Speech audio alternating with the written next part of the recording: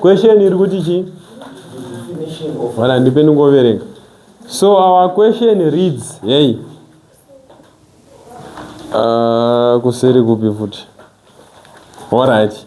The question reads, the definition of religion is incomplete and misleading without the inclusion of IR. Andika. Saga, when the question says the definition of religion, andika, is incomplete and misleading. Ukanzwa pachinzi incomplete and misleading. Zviri kureva kuti hatigone isusu kutaura kuti tine religion without the inclusion of indigenous religion. Saka kana question ichiti kana definition ye religion iri incomplete pasina IR. Zviri kureva kuti tiri kungozama kutaura nemamwe mashoko as I have spoken earlier kuti tiri kuzama kutsvaga kuti what are the similarities do we have ariko in other religions, similarities of IR with other religion. What are the similarities? Anoita kuti titi no, IR is also part of a religion. Tunzwananaka. However, takutobuditsa ma different, because if we are now going to say, however, on the other hand, the definition of religion is complete without the inclusion of IR. It means that we are now differentiating kuti zveshuwa hatigone kuti IR religion, tochitsvaga kuti ndezvipi zvinhu zviripo zvinoita kuti titi IR haisi a religion. This same question yakafanana ne question inoti IR is not a world religion discuss. But kamu ansiro ndo kanozosiyana iwo unofanira kunzwa kana tati IR is not a world religion. It means that we are now pinning point out ma difference ndo atinotanga nawo anoita kuti tisiyanise IR nemamwe ma religion chii. However, tozotaiwa IR is a world religion because ine ma similarities with other religion. Nekuda kwema reason akata inawo ine same characteristic. So in your introduction this view I have see what is religion. Mazose chamukaona kuti chimamchito ngemusunze what is a religion? Zvinomboda here kuswerera kuti chii chinonzi religion?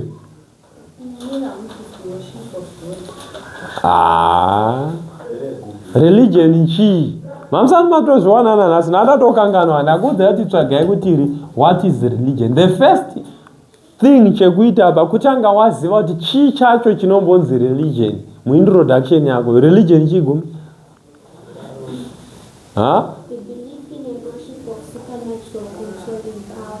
It is the belief, and it is the belief and worshipping of a supernatural power. The religion involves beliefs about the nature of divine. It is the believing the nature of divine beings.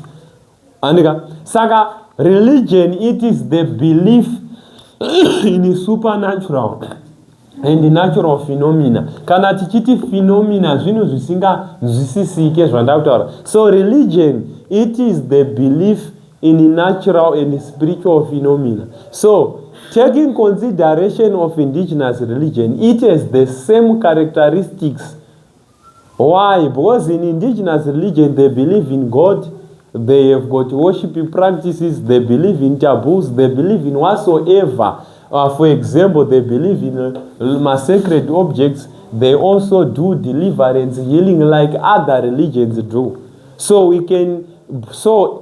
if we are not going to include IR in the definition of religion, we are now misleading people. However, despite the fact that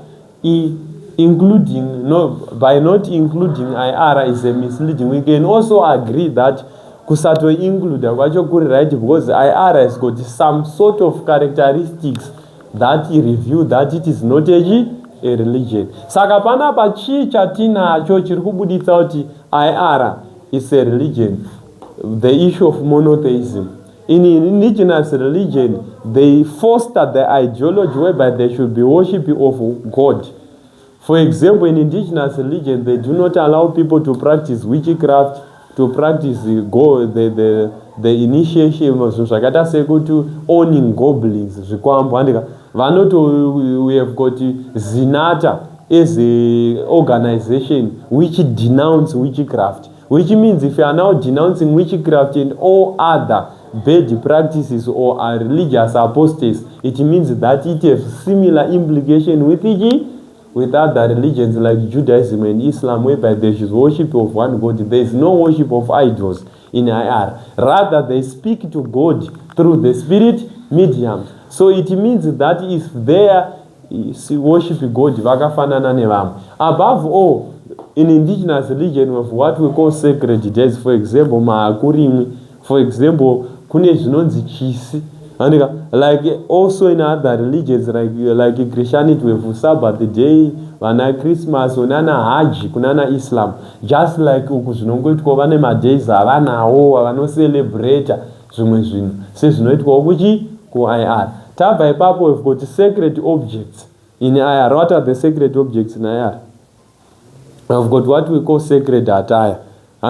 We have got an attire. Kune jira reutoti mukatondoona ndakaripfeka munototanga kufunga kuti ndiri n'anga. Why?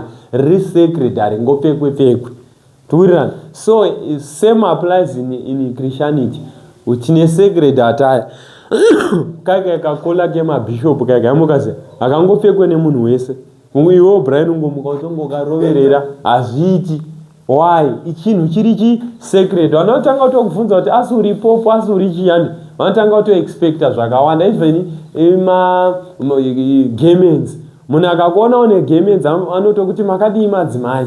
Why? Riri sacred, haringopfekwe kuti ndotongomira panapa ndakutokudzidzisai negarments munotoshamisika kuti ko ari kuita sei.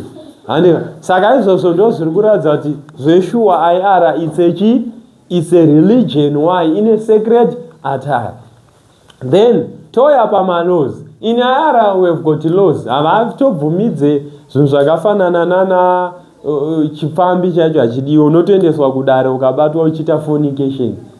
Ukarepa ukadii. Same applies kune mamwe mareligion. Fornication is not allowed, stealing is not allowed. So this proved kuti IR is a religion because it have got same characteristics with other religions. So by not including it in the definition of religion, it is a misleading concept.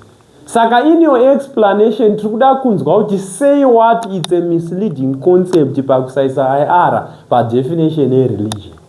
No pane answer yes in each and every paragraph. Kusvika wapedza kunyora mapoints ako. Iye miracles amamchiti ematipa zvakaoma. Miracles akafanana nema rain making ceremony. We all know that in IR if they perform rain making ceremony, just soon after the ceremony, people they arrive home vatotota mvura yatonaya. It's a miracle kuti matongoenda muchinokumbira mvura kwakacheka kuchitopisa handiti muchitofamba makudzoka vadzimu votokudairai mvura yatonaya. Saka it is the same way. For example, we have got the rain making miracle remvura rakaitwa naElijah at the Mount Carmel. Handika zvakangofanana nezvingoitwa nevanhu vekuIR. Saka zvakafana kutopa ma specific examples ikoko ndokunotoratidza kuti uri kutonatsoziya question zvairi kuda. Handiti pa healing concept they've got healing practices in IR. They have got what we call kune vanonzi vanani vanohila maherbalist, kune traditional healers vanodiagnose spiritual. Same applies zvinongoitwawo inonzi healing practices like Jesus healed the woman of hemorrhage.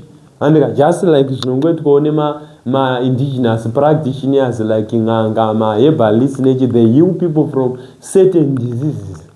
Anditika the interprets, however, despite the fact that we have evidence to prove that IR is a religion, we can also take note of the fact that we also have evidence to prove that IR is not a religion. Why? It has no founder.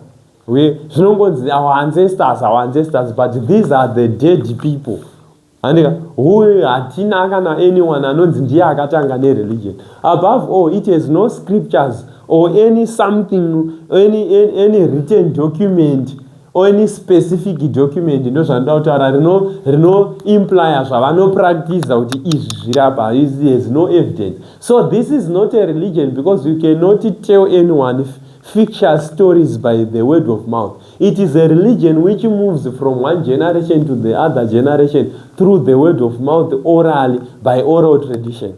But if it is a religion, it should have written documents. Anoratidza, for example, we've got the Bible, we've got the Quran, and we've got the Torah in other religions, which proved that this is a religion. And the entire Bible to end up, it is no evangelism. And if we can take note of in Christianity, for example, they've got evangelical tours, Reinhard Bonnke, and he's a European. Anobva kuEurope achiuya achiparidza Jesu achikupai mascript, but kwayara you cannot move here uchienda kuEurope unotsvaga muhacha. Hakuna muhacha wacho kuti unoti tikuda kuombera vadzimu mubako vazotidaira. Toda kutanga tabika doro kuvanoita rekushandisa remumabhodhoro hakuna hari. Saka you cannot practice that internationally. So that's why we say it is not a religion, because some of its practices are not internationally administered. We cannot put it in practice internationally.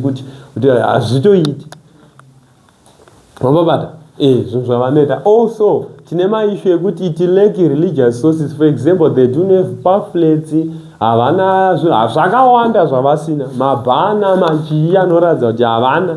Andika saka hazviti kuti tiiti religion, because mamwe mareligion ndo macharacters havana, iwo havana. Andika so ndo maissues acho. Saka meno kana paine nyaya iri kunetsa. Saka question yakada kufanana nekuti IR is not a world religion discuss. Saka kana tati is not a world religion, tinotanga neuku tichizoya uku tozoti aiwa, despite kuti haisi world religion, but tinogona kuti world religion because of it. But kana ikauya yakadai tinotanga neuku tichienda uku. Saka inyaya yekuziva kuti how are you going to intertwine your points. Anditika ndo maissues acho. Kana mune mubvunzo mobvunza. Ye deliverance.